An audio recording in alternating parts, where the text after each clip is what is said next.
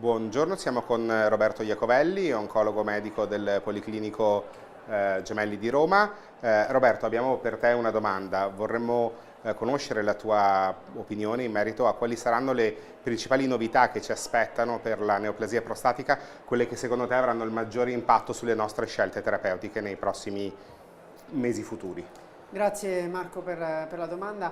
Ovviamente la prostata, lo sai, è un argomento assolutamente vasto, ma se andiamo a concentrarci su questa patologia, due sono gli elementi caratterizzanti. La prima è ovviamente le scelte terapeutiche nel paziente con malattia metastatica sensibile alla castrazione. Sappiamo che finalmente in Italia abbiamo a disposizione i nuovi farmaci ormonali di nuova generazione, ma l'elemento più interessante sarà capire a quali pazienti possiamo proporre la tripletta e quali pazienti potranno avere questo beneficio, visti i dati di ben due studi che sono l'ARASENS e PIS-1, che hanno dimostrato come la combinazione di un ARSI più docetaxel sia superiore in termini di sopravvivenza rispetto al docetaxel. Quindi ovviamente sarà una sfida clinica estremamente interessante che vedrà coinvolti tutti noi oncologi che siamo impegnati quotidianamente nella gestione del tumore della prostata. L'altra invece sfida riguarda le linee più avanzate, ovvero la capacità finalmente di poter, anche nel tumore della prostata rispetto ad esempio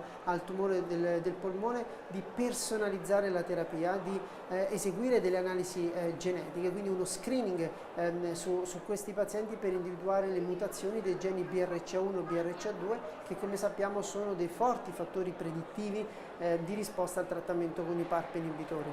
L'utilizzo di questi farmaci permette di aumentare la sopravvivenza con tumori della prostata, dei pazienti con tumore della prostata metastatico e resistente alla castrazione. La vera sfida per tutti noi sarà capire qual è la linea migliore nella quale utilizzare questi pazienti. Insomma, secondo me c'è un futuro estremamente interessante per gli oncologi, ma soprattutto per i pazienti che hanno finalmente nuove opportunità terapeutiche. Grazie Roberto.